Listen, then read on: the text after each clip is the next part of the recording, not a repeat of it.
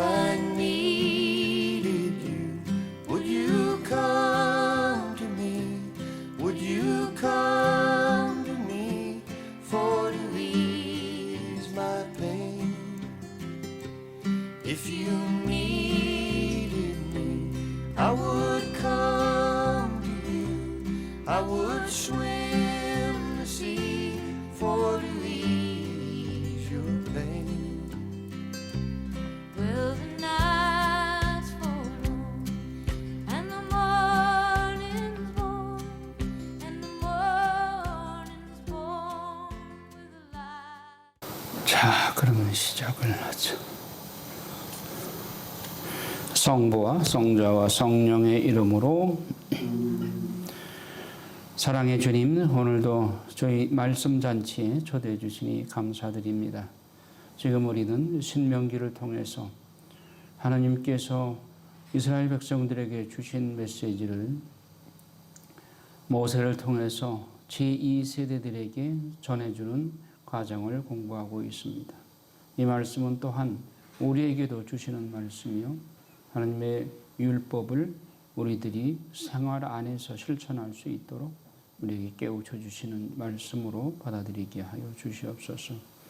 오늘 이 시대에 진리가 혼동되어 가치관이 혼란스러운 이 시대에 하나님의 말씀만이 영구불변하는 참 진리임을 깨닫고 오늘 말씀 공부를 통해서 이 시대에 우리가 어떻게 살아가야 될 것인가를 좌표를 바로 설정하고 말씀 안에서 우리들이 새로워지게 하여 주시옵소서.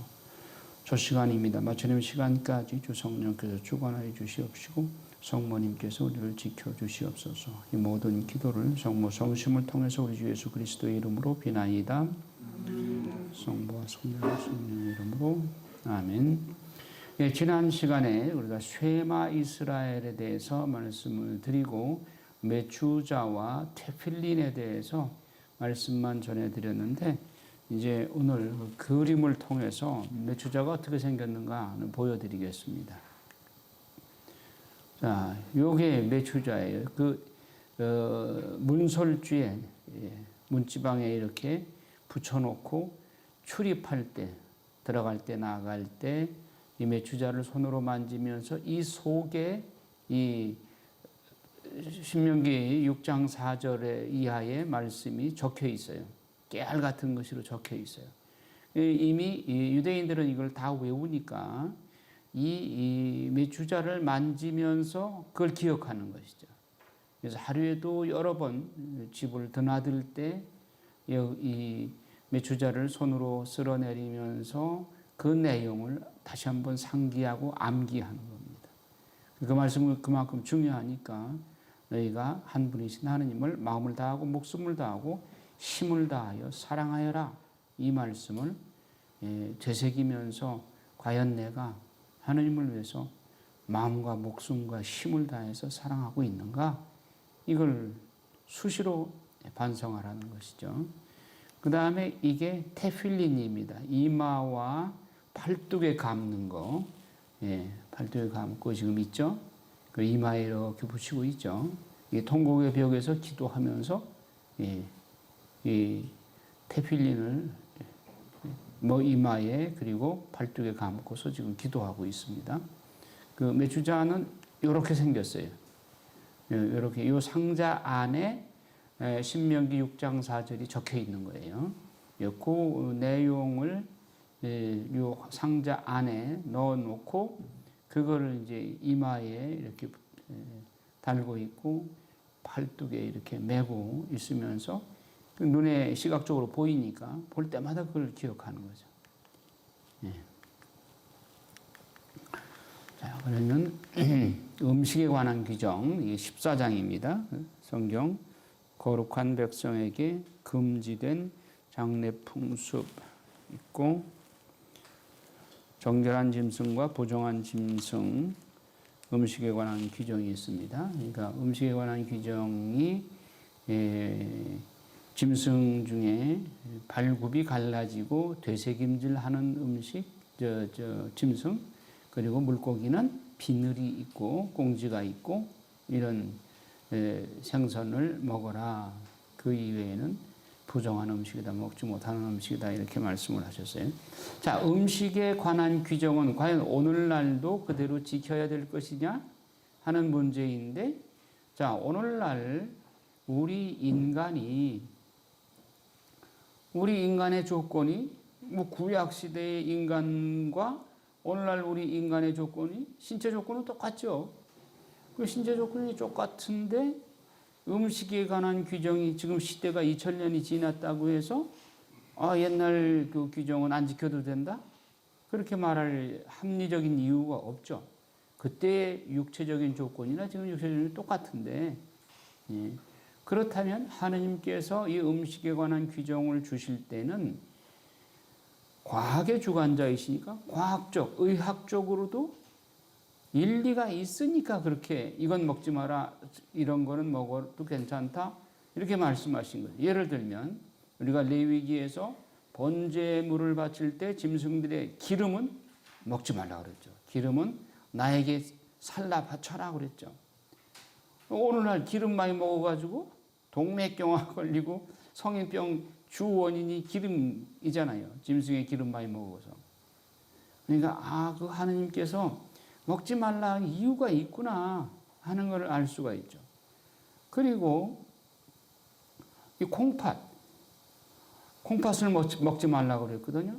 왜 그러냐면 콩팥은 불순물, 독소들을 제거하는 작용을 하는 게 이 콩팥의 역할이잖아요. 그러면 그 콩팥 안에 불순물, 몸의 독소들이 다 거기 들어있는 거예요. 그거 먹으면 안 좋죠. 그런데 오늘날 뭐예요? 멧돼지나 이런 거, 콩팥이 뭐 몇백만 원씩 해가지고 팔리잖아요.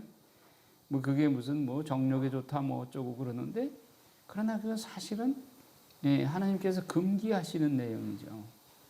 그리고 그런 거 좋다고 하는 거 너무 많이 먹어가지고 일찍 병 걸려가지고 죽는 경우도 많죠. 예를 들면 사슴피, 원래 피는 먹지 말라고 그랬죠. 하나님께서 생명이니까. 근데 사슴피 그 날로 먹는 사람이 있어요. 그게 뭐 건강에 좋다고 해서 먹는데, 사슴피에 기생충 뭐 불결한 것들이 많잖아요. 의학자들도 그거 반대해요. 생피 먹는 거.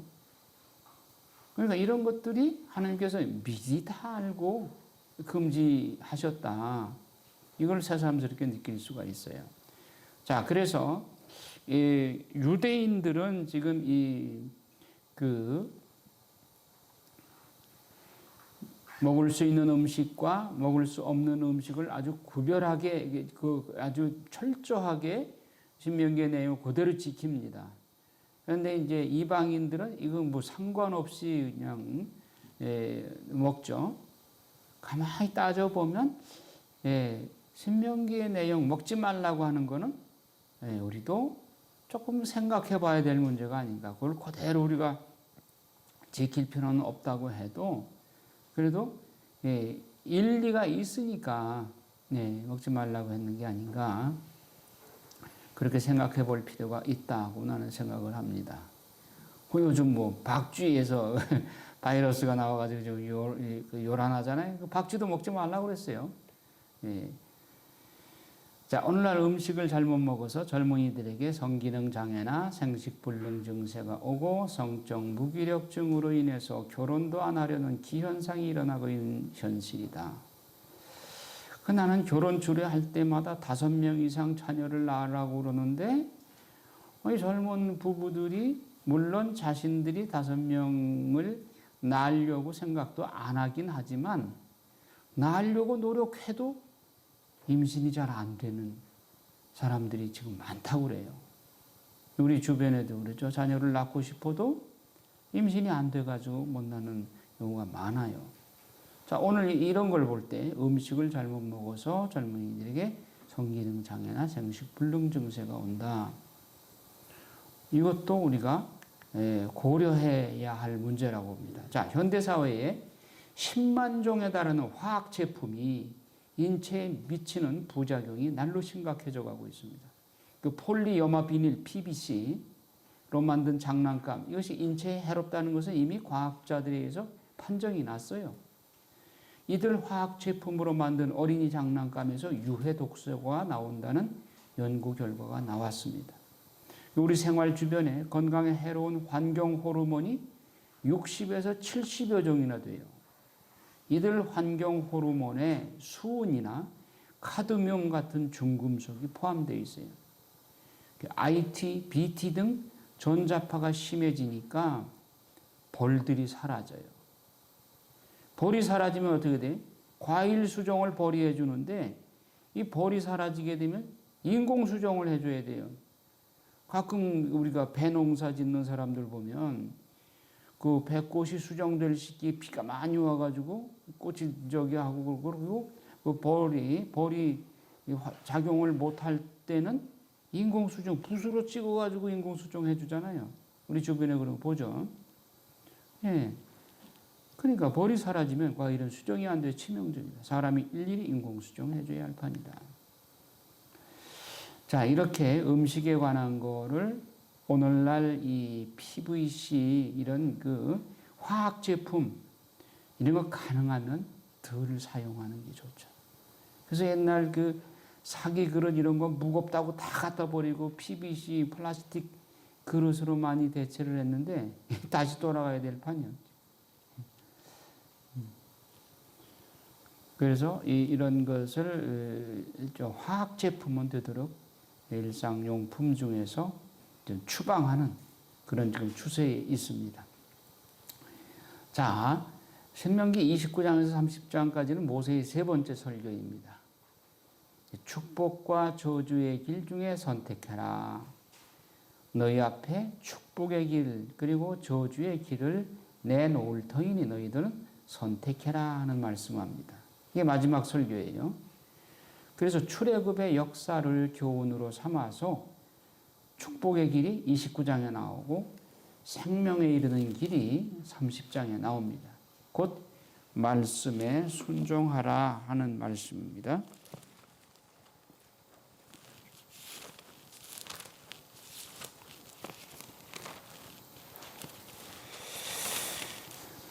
그런데 이제 그 이전에 27장에 보면 율법의 돌,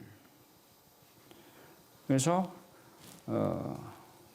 율법에 나오는 축복의 길 그리고 저주의 길 이것을 에발산과 또 그리짐산에 올라가서 그리짐산에서는 축복의 길에 관한 말씀을 선포하고 에발산에서는 저주에 이르는 길은 이러이러한 길이다 라는 것을 선포하게 했어요. 이스라엘을 두 파로 나누어 가지고 몇 지파는 에발산에 몇 지파는 그리짐산에 올라가서 축복의 길과 저주의 길을 선포하도록 그렇게 했습니다. 그러니까 실감나죠. 그래서 에발산을 바라보면 야, 축복의 길은 이러이러한 것을 실천하는 것이 축복의 길이다라고 선언을 하면 이제 그리짐산을 바라보고 그것을 듣고 있는 거죠. 그 다음에 에발산을 바라보면 저주에 이르는 길은 이렇게 하나님의 말씀을 안 들을 때 저주에 이르는 길이다 하는 것을 에발산에서 선포하는 말씀을 듣고 있는 것이죠. 자, 27장 14절부터 보면 12가지 저주가 나오죠. 자, 하느님은 사랑이신데 하느님이 그렇게 설마 그렇게 저주를 그렇게 심하게 하시겠나? 하느님을 그렇게 만만하게 보면 안 되는 거예요. 하느님은 경외의 대상이지, 즉 두려움과 공경의 대상이지 친구처럼 만만하게 농담의 대상이 아니라 말이죠. 12가지 저주의 길이 나오고 28장에 보면 순종에 따르는 복이 나옵니다. 28장 1절부터 14절까지가 순종에 따르는 복이에요. 순종에 따르는 복은 듣기 좋으니까 한번 읽어봐야죠. 예. 너희가 주 너희 하느님의 말씀을 잘 듣고 내가 오늘 너희에게 명령하는 그분의 모든 계명을 명심하여 실천하면 주 너희 하느님께서 땅의 모든 민족들 위에 너희를 높이 세우실 것이다. 너희가 주 너희 하느님의 말씀을 잘 들으면 이 모든 복이 내려 너희 위에 머무를 것이다. 너희는 성읍 안에서도 복을 받고 들에서도 복을 받을 것이다. 너희 몸의 소생과 너희 땅의 소출도 새끼소와 새끼 양을 비롯한 너희 가축의 새끼들도 복을 받을 것이다. 너희의 광주리와 반죽통도 복을 받을 것이다. 너희는 들어올 때에도 복을 받고 나갈 때도 복을 받을 것이다. 듣기 좋죠? 듣기 좋으니까 설교의 주제로 아주 자주 등장하는 성경 기절이에요. 그런데 우리가 주의해야 될 것은 이렇게 복을 받는 길이 있는데 복을 받으려면 어떻게 해야 되느냐? 하나님의 말씀을 잘 지켜야 된단 말이에요. 하나님의 말씀을 잘 지킨다는 전제 조건이 따라야 되는 거예요. 그래야 이런 복이 들어가도 복을 받고 나가도 복을 받는 거예요. 그래서 주님께서는 너희를 거슬러 일어나는 적들이 너희 앞에서 패배하게 하실 것이다. 그러니까 전쟁은 하나님께서 해주시는 것이지 우리 인간이 우수한 무기를 가졌다고 해서 승리하는 것이 아니다는 거예요. 우리가 하느님 말씀만 잘 순종하고 하느님 뜻에만 따르기만 한다면 하느님께서 우리의 적을 쳐 죽이신다. 물리쳐 주신다. 그겁니다. 자, 그런데 15절부터 저주의 경고가 나옵니다. 이 저주의 경고가 몇 절까지 나오는가 봐요. 몇 절까지 나와요? 69절까지 나와. 15절부터 69절까지면은 55절이 저주에 관한 거예요. 그런데 축복에 관한 거는 1절부터 14절까지, 14절이에요. 저주에 관한 경고가 더 많죠? 그러니까 하느님을 무골호인처럼 그저 이래도 좋고 저래도 좋고 그런 분 아니란 말이에요. 그러니까 이 저주의 내용을 한번 보세요.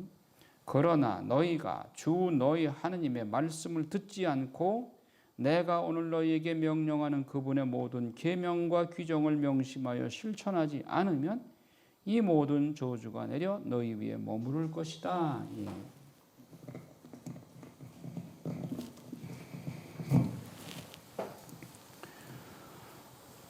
그래서 너희는 성읍 안에서도 저주를 받고 들에서도 저주를 받을 것이다. 아까 축복과 반대죠. 너희의 광주리와 반죽통도 저주를 받을 것이다. 너희 몸의 소생과 너희 땅의 소출도 새끼소와 새끼 양도 저주를 받을 것이다. 너희는 들어올 때에도 저주를 받고 나갈 때도 저주를 받을 것이다. 아까 축복의 경우와 정반대예요. 그런데 조건은 뭐예요? 뭐 하나 차이로 그래요? 하나님의 말씀을 순종하느냐 거역하느냐 이거예요. 아주 단순하게 말하면 하나님의 말씀을 순종하면 축복을 받고 거역하면 저주를 받는다 이겁니다. 그래서 너희가 주님을 저버린 악행 때문에 주님께서 너희 손이 하는 모든 일에 저주와 혼란과 위협을 계속 보내시어 마침내 너희가 순식간에 멸망하고 멸절되게 하실 것이다. 그래서 주님께서 너희에게 계속 흑사병이 달라붙게 하시어 너희가 차지하러 들어가는 땅에서 마침내 너희를 없애버리실 것이다. 자, 여러분, 흑사병, 이게 코로나19의 사촌이잖아요. 그러면 오늘날 전 세계가 코로나19로 그냥 공포 분위기에 쌓이게 된 거, 이게 우연일까요? 하느님의 말씀을 잘 지켰기 때문에 아니면 안 지키기 때문에? 안 지키기 때문에 이런 저주가 내리는 거 아니에요? 전 세계적인 질병, 코로나19는 하나님의 축복 아니죠. 하나님의 저주죠. 그럼 우리가 어떻게 살아야 될 것인가? 답이 나오죠? 성경이 아니고는 답이 안 나와. 세상에서 뭐 아무리 제일 좋은 의약품을 만들어내고 방역을 아무리 철저히 하고 그거보다도 원천적인 문제, 하나님의 말씀에 순종해야 코로나19도 사라지고 축복으로 전환되는 것이죠. 지금 하나님의 말씀 잘 지키고 있습니까? 우선 하느님이 가장 소중하게 여기는 생명권, 낙태죄를 지금 소멸시켜 버렸잖아요. 낙태죄가 이제는 죄가 아니에요. 낙태는 살인이잖아요. 근데 살인을 합법화한 거예요. 그리고 차별금지법이라는 미명 아래 동성연애, 동성결혼을 합법화시키려고 지금 상정됐어요, 국회에. 언제 통과될지 몰라요. 다른 선진국들은 이미 벌써 통과됐고, 이게 과연 하느님께서 이게 눈 뜨고 보겠느냐 말이죠. 하느님이 가장 혐오하는 죄가 그 두 가지 죄잖아요. 옛날에는 낙태 기술이 없어서 낙태를 시키지 못했어요. 그러나 동성연애는 옛날에도 있었어요. 소돔과 고모라가 동성연애 때문에 망했잖아요. 그리고 가나안 땅의 원주민들이 그 동성연애죄, 짐승과 수간 이런 것들 때문에 그 가나안족을 이스라엘 너희들이 들어가서 모조리 죽이고 쳐내고 그러라고 시킨 거 아니에요. 가나안 백성들을 하나님께서 차별 대우해서가 아니라 그 나라의 죄악이 도저히 창조주 하느님의 질서와 정반대되기 때문에 그 죄악 때문에 그 종족을 몰아내는 것이죠. 그리고 이스라엘에 주의를 줍니다. 너희들도 만약에 그 가나안 족속들의 그 죄를 답습한다면 너희도 똑같이 멸망시킬 것이다. 그러니까 하느님께서 인종차별하시는 게 아니죠.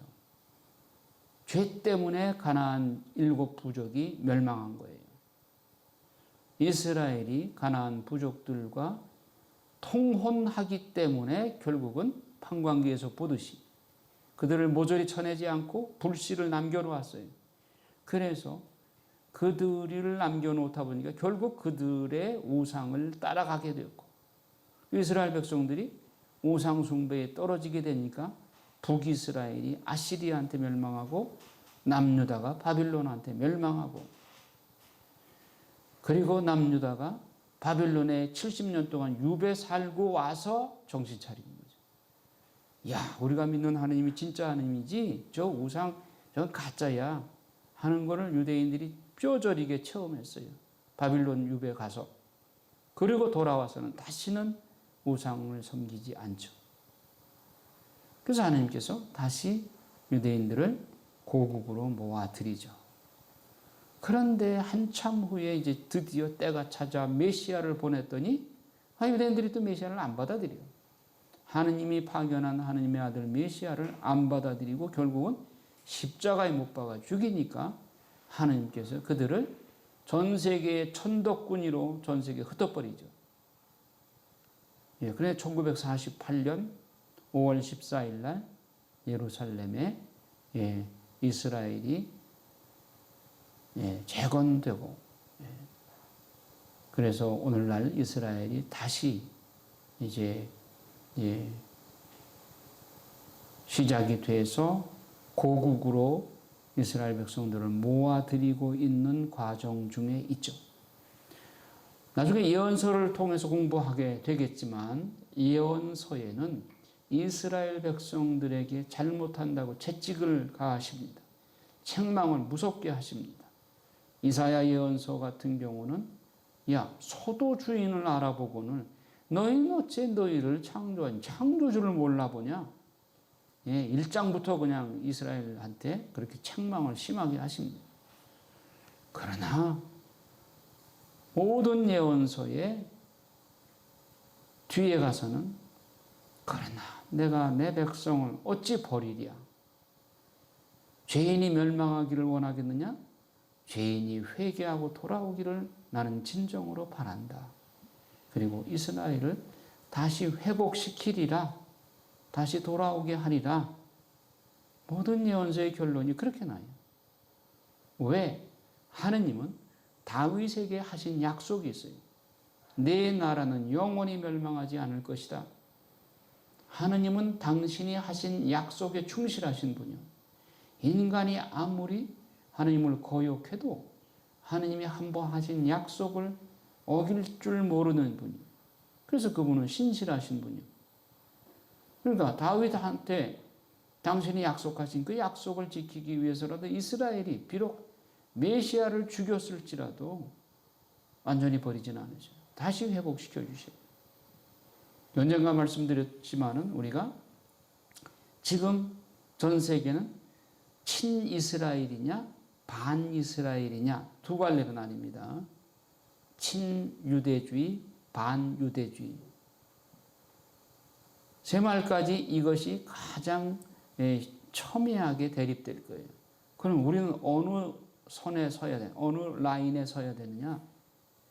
성경적으로 볼 때 창세기 12장에 하나님께서 아브라함에 너는 복이다. 너는 복의 통로다. 내가 축복해주면 너로 인해서 그가 축복을 받고 만약에 어떤 사람이 너를 축복해주면 너를 축복했기 때문에 그 사람도 축복을 받는다. 하나님이 선택한 믿음의 조상 아브라함, 즉 이스라엘 백성들은 복이요, 복의 통로요.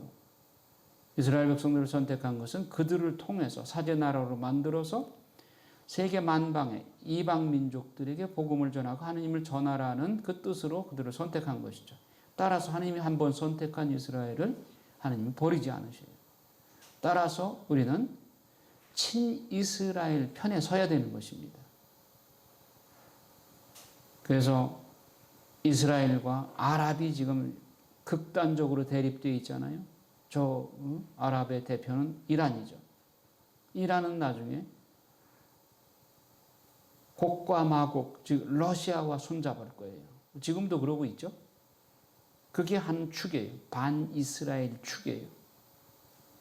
그런데 친이스라엘, 우리는 친이스라엘 라인에 서야 되는 것입니다. 하나님께서 어쨌든 이스라엘을 통해서 구원사역을 이루어 가시기 때문에 우리는 양쪽 편에서 어느 쪽을 선택할 것이냐 할 때는 망설이지 말고 우리는 친이스라엘 편에 서야 되는 것입니다. 친이스라엘 편에 선 나라들이 한결같이 다 축복을 받아요. 싱가포르, 이스라엘과 처음부터 아주 싱가포르는 줄곧 끊임없이 친이스라엘 편에 싱가포르는 서고 있습니다. 싱가포르이 동남아시아에서 최고의 번영을 누리고 있잖아요. 그리고 싱가포르의 군사력을 이스라엘이 많이 지원해줘요. 최근에 트럼프가 예루살렘을 이스라엘의 수도로 선언을 했죠. 미국 대통령 중에 처음으로 그랬어요. 그리고 과테말라가 텔아비브에서 대사관을 예루살렘으로 옮겼어요. 과테말라가 지금 남미에서는 그래도 제일 번영을 누리는 나라가 됐어요. 근데 이런 걸 봐도 우리가 중동 지역이 석유가 많이 난다고 해가지고 우리가 석유가 부족하다고 반이스라엘 라인에 서고 친아랍 편으로 서게 되면 좋은 결과가 없어요. 과거 우리 그 역대 대통령들을 봐도 친아랍 정책을 편 대통령들이 별로 좋은 끝을 내질 못했죠. 자, 그건 그렇고. 자, 저주의 경고가 이렇게 흑사병, 폐병, 열병, 염증, 무더위, 가뭄, 마름병, 깐부기병. 요즘 자연재해 지난 여름에 많이 지나갔죠. 이런 것들을 볼 때 나는 우연이라고 안 봐요.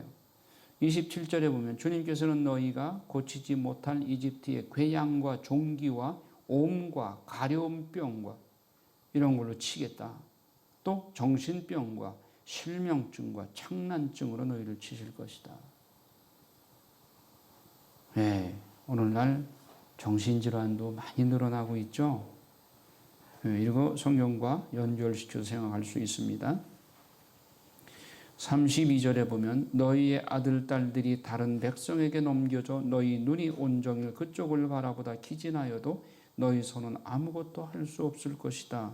이런 비참한 상황이 오게 된단 말이에요. 어떻게 하면 하나님의 말씀을 거역하면 불순종하면 너희는 언제나 억압을 받고 짓밟힘이 짓밟히기만 할 것이다.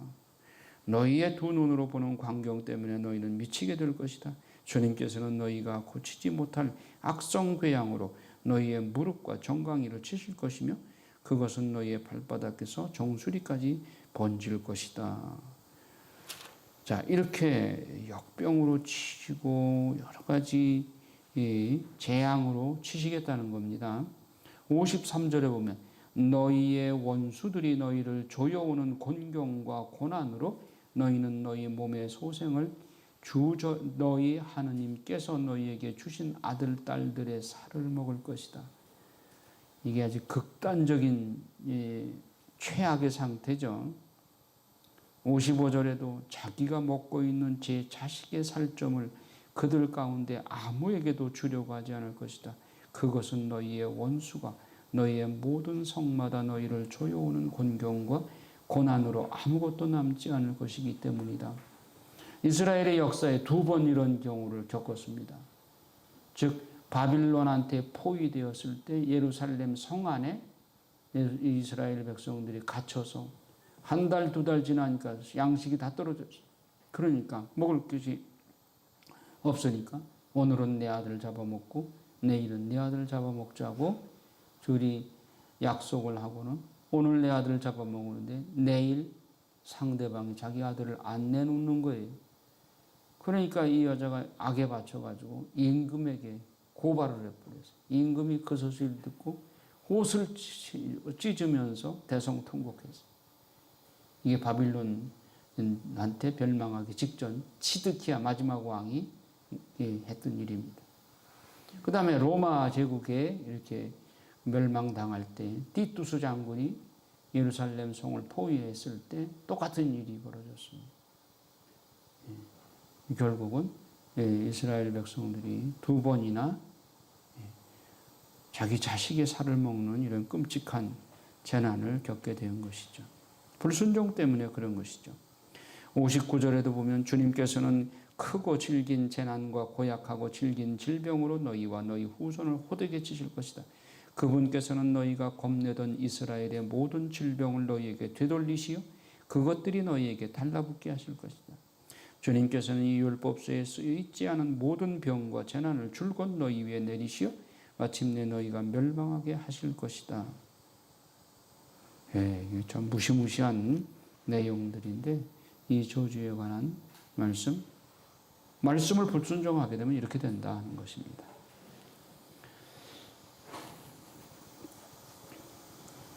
그런데 이 하느님의 이 벌은 돌이켜보면 아주 멸망하고 그러다가 그냥 죽어버리고 끝나라는 얘기가 아니라 다시 되돌아오도록 하기 위해서 사랑의 매를 때리는 겁니다. 이렇게 매를 때리면 뉘우치고 돌아오기를 기대하시는 것입니다. 그래서 그렇게 매를 때리다가도 그 매로 사용된 아시리아나 바빌론이 너무 잔혹하게 이스라엘 백성들을 대하니까 하나님께서 내가 너희에게 그렇게까지 하라고 맡기지 않았는데 하면서 회초리를 꺾어버립니다. 왜 어린애기를 자식을 때리다가 회초리가 미우니 왜 회초리를 엄마가 꺾어버리죠? 그러니까 아시리아도 금방 망하게 되고 바빌론도 갑자기 망하게 돼요. 그들이 너무 지나쳤기 때문에. 자, 31장부터 34장까지는 모세의 마지막 축복과 죽음인데, 자, 30장을 먼저 보겠습니다. 주님께 돌아오라.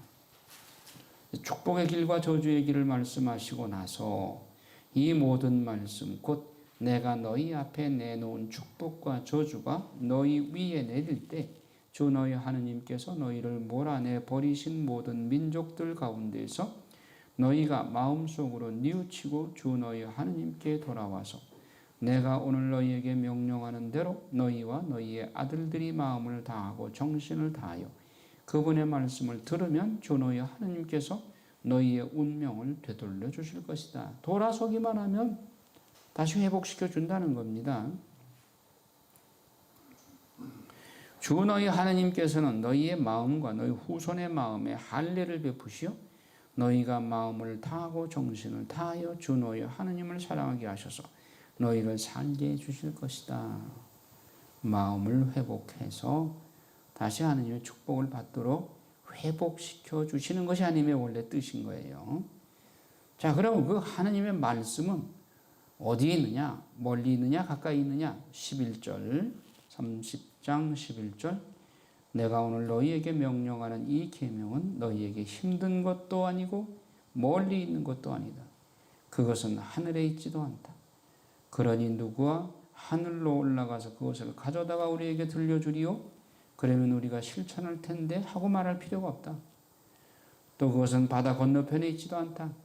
그러니 누가 바다 저쪽으로 건너가서 그것을 가져다가 우리에게 돌려주리요? 그러면 우리가 실천할 터인데 하고 말할 필요도 없다.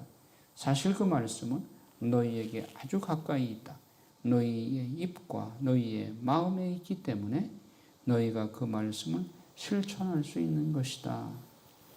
우리가 하나님의 말씀을 몰라서 실천 못하는 경우가 거의 없죠. 거의 다 우리가 말씀을 외우지는 못해도 하나님의 말씀에 비추어 볼 때 이것이 옳은 일이다, 그런 일이다 판단할 수 있죠.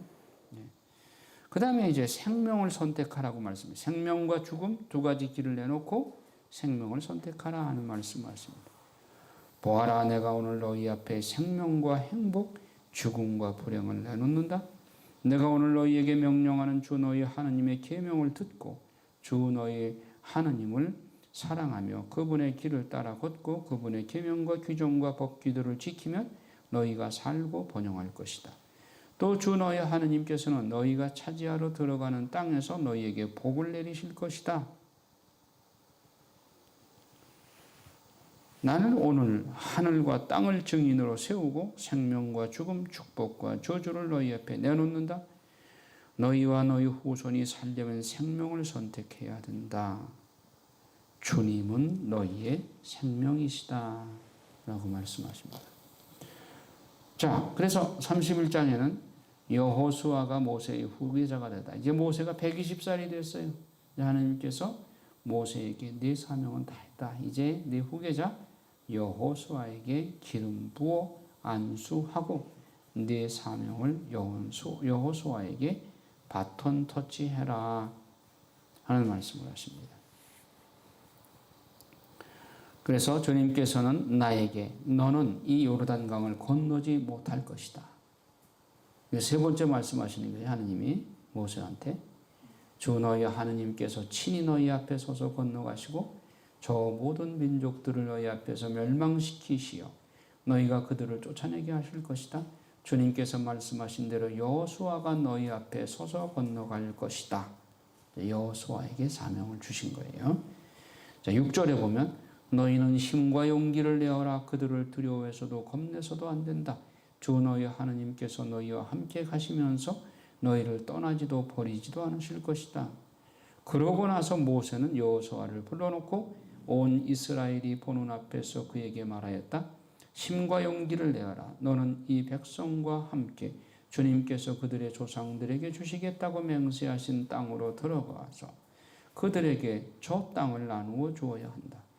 주님께서 친히 네 앞에 서서 가시고 너와 함께 계시며 너를 저버리지도 않으실 것이니 너는 두려워해서도 낙심해서도 안 된다.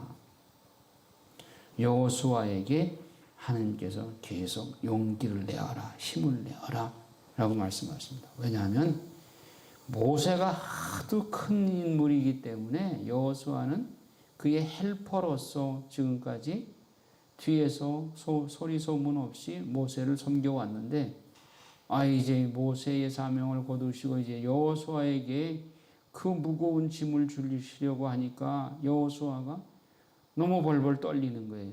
용기가 안 나는 거예요. 그러니까 하나님께서 용기를 내어라. 여호수아야, 내가 모세와 함께 있었듯이 너와도 함께 할 것이다. 여러 번 하나님께서 용기를 내어 주십니다. 네. 그 다음에 7회마다 율법을 읽어야 한다. 이거 아주 중요한 내용입니다. 모세는 이 율법을 써서 주님의 계약궤를 나르는 레위 자손 사제들과 이스라엘의 모든 원로에게 주었다. 그리고 모세는 그들에게 이렇게 명령하였다. 7해마다 곧 탕감의 해로 정해진 때마다 초막절에 온 이스라엘이 주 너희 하나님 앞에 나아가려고 그분께서 선택하시는 곳으로 모여올 때 너희는 이 율법을 온 이스라엘 앞에서 똑똑히 읽어야 한다. 너희는 남자와 여자와 어린이를 가릴 것 없이 온 백성과 너희 성 안에 있는 이방인까지 불러 모아 그들이 듣고 배워 주 너희 하나님을 경외하고 이 율법의 모든 말씀을 명심하여 실천하게 해야 한다. 또한 이것을 모르는 그들의 아들들도 너희가 요르단을 건너가 차지할 땅에서 너희가 사는 동안에 언제나 듣고 배워 주 너희 하나님을 경외하게 해야 한다. 이 내용의 골자가 뭡니까? 매 7해마다 하느님의 말씀을 이스라엘 사람이든 남자든 여자든 어른이든 아이든 할 것 없이 모든 사람에게 이 하나님의 말씀을 가르치고 읽게 하고 율법의 모든 말씀을 실천하도록 해야 된다. 매 7년마다. 그런데 이 모세 오경 신명기 이 내용 이후에 여호수아도 7년마다 성경 강의를 했다는 말이 없고 나중에 다윗 왕도 솔로몬도 성경 강의했다는 말이 없어요. 그러니까 이게 언제까지 가느냐 하면은 바빌론 유배 가서 유배지에서 태어난 에즈라가 우리 민족이 어떤 민족인가 뿌리를 알고 싶어서 모세 오경을 어렵게 구해서 읽어보니 탈출기 19장에서 하느님께서 이스라엘 백성들에게 내가 너희에게 율법을 주노니 율법을 지키면 너희는 나의 백성이 되고 나는 너희의 하느님이 되리라 이 말씀을 발견한 거예요. 이야, 우리 민족을 하느님께서 계약 상대로 선택하셨구나. 그러면 비록 우리가 식민지 생활을 하고 있어도 우리 민족에게 이걸 각성시켜줘야 되겠다. 우리 민족의 정체성이 하나님께서 직접 계약을 해주신 민족이고 우리 조상은 저 아담까지 거슬러 가고 아담은 하나님께서 직접 지어 주셨으니까 하느님이 우리의 원조상이요.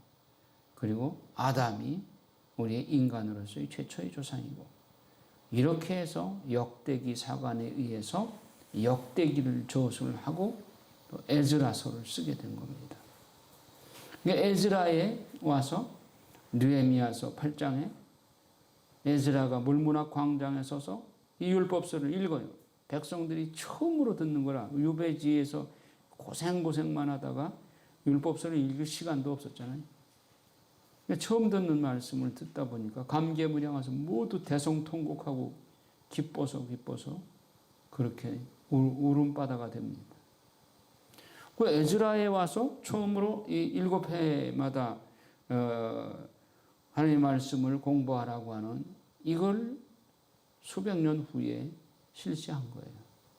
근데 그 후에 또 7년마다 율법 공부했다는 말이 없어요.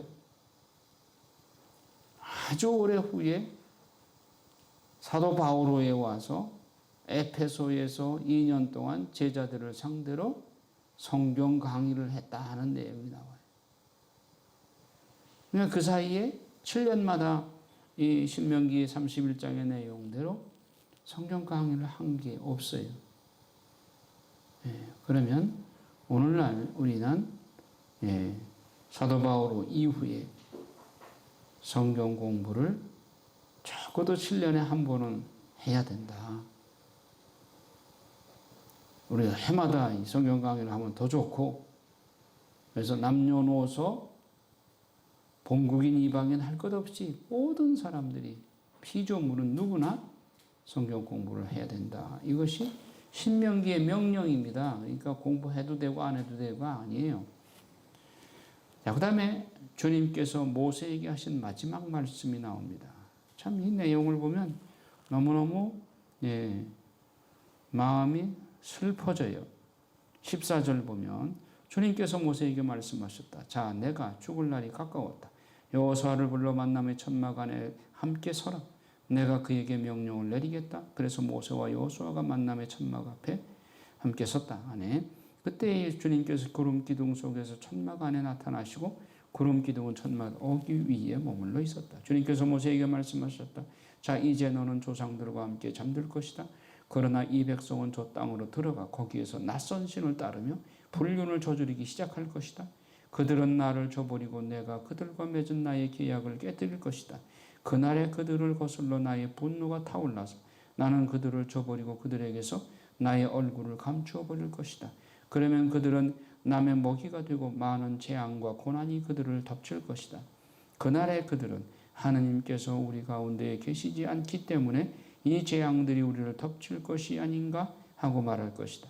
그러나 그들이 다른 신들에게 돌아서서 저지른 다른 모든 악행 때문에 나는 그날 그의 얼굴을 기어이 감추어 버리겠다. 미리 내다본 거죠, 하나님께서. 미리 하나님께는 뭐 과거, 현재, 미래가 항상 현재니까 앞으로 이스라엘이 주님을 배반할 것이고 그로 인해서 나라 잃은 백성으로 고통받게 된다고 하는 것을 미리 내다보신 거죠. 그리고는 주님께서 모세에게 노래를 적으라고 명령을 하십니다. 그래서 모세의 노래가 이렇게 뒤에 나오죠. 모세의 노래 32장에.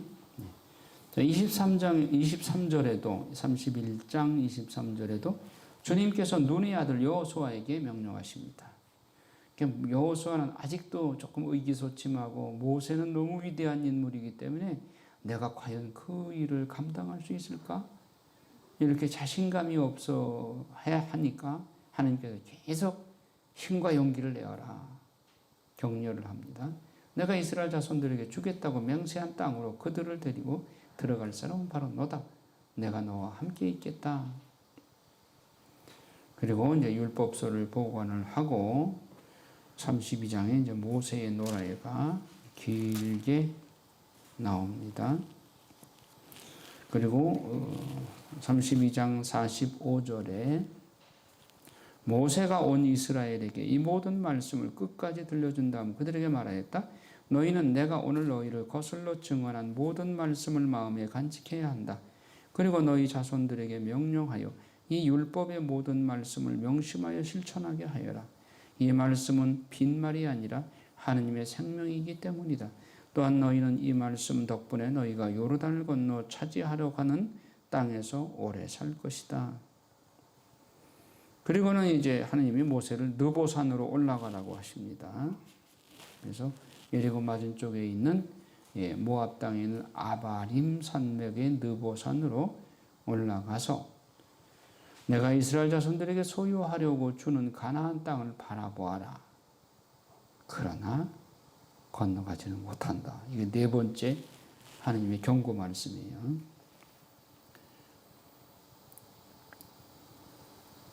33장에 이제 모세의 축복이 나옵니다. 각 지파별로 축복을 해주십니다. 유다를 보면 7절에 그가 유다를 두고서는 이렇게 말하였다. 주님 당신의 유다의 소리를 들으시고 그를 자기 백성에게 데려다 주십시오.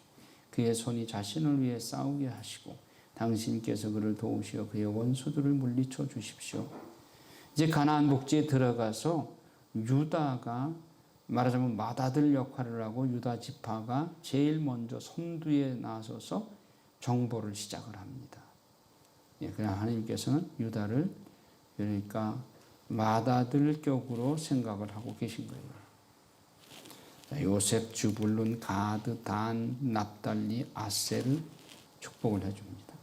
자, 34장에 이제 마지막으로 모세의 죽음 함께 읽겠습니다. 모세가 모압 평야에서 예리고 맞은쪽에 있는 느보산 피스가 꼭대기에 올라가자 주님께서 그에게 온 땅을 보여주셨다.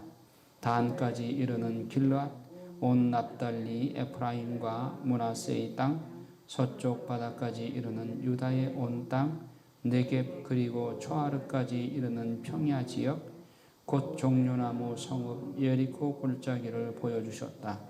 그리고 주님께서 그에게 말씀하셨다. 저것이 내가 이삭과 야곱에게 너희 후손에게 저 땅을 주겠다 하고 맹세한 땅이다. 이렇게 네 눈으로 저 땅을 바라보게는 해주지만 내가 그곳으로 건너가지는 못한다. 이게 5번째 경고 말씀입니다.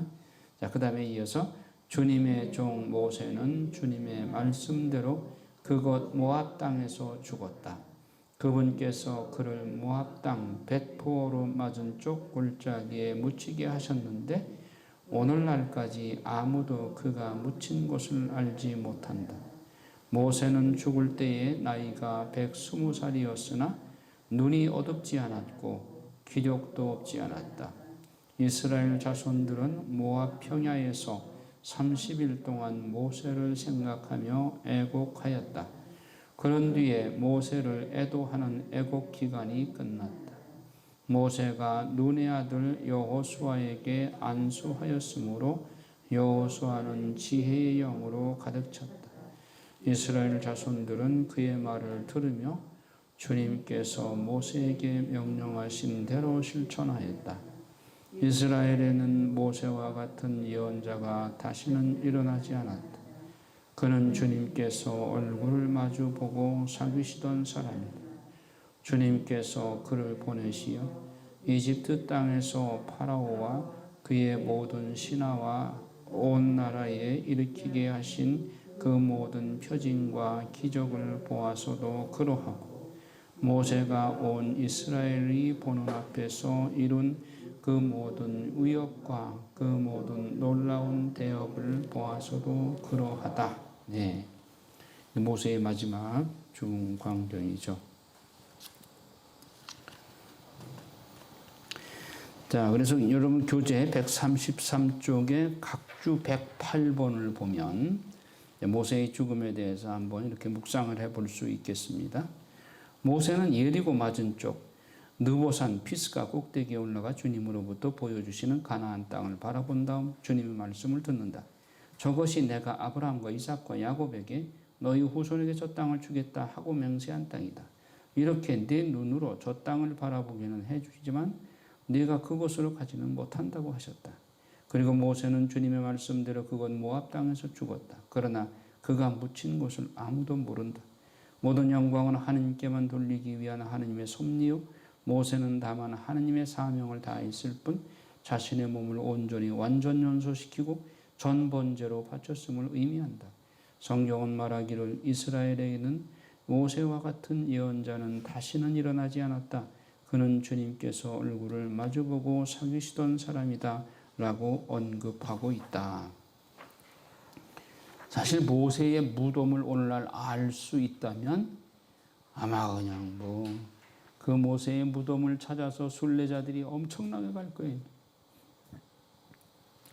하느님을 반기기보다는 모세를 더 찾아가는 사람이 더 많아질지도 몰라요. 그래서 모세는 그 무덤이 어디에 있는지를 모르도록 하느님께서도 섭리하셨고 또 모세도 그걸 원치 않았죠. 여러분 벨라데타 성녀가 루르드의 성모님 발현을 본 벨라데타 성녀가 깔멜 수도자였는데 많은 사람들이 젊어서 죽었어요. 일찍 죽었어요. 33살인가요?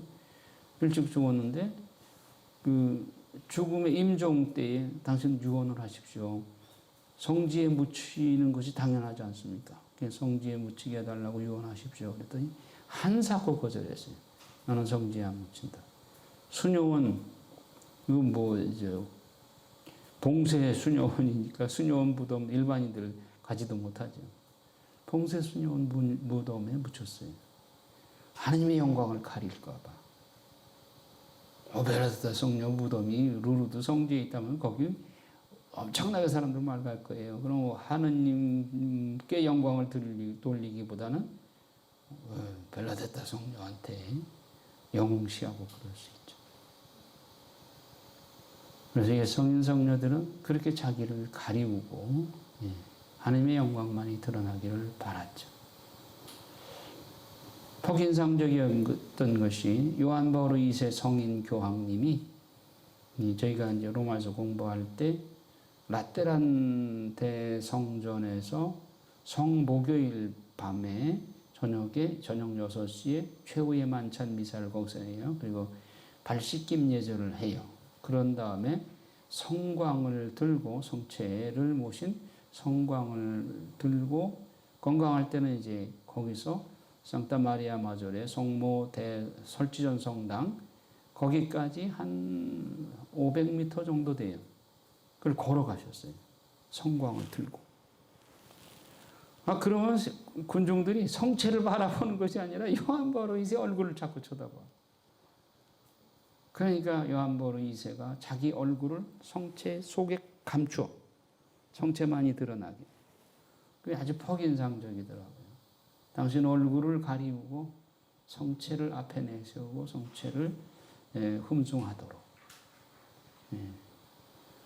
이게 성인 성녀들의 공통된 의견이죠. 오로지 하느님의 영광만이 드러나야지 인간이 하느님의 영광을 가리우면 그거는 하느님께 누가 되는 것이죠.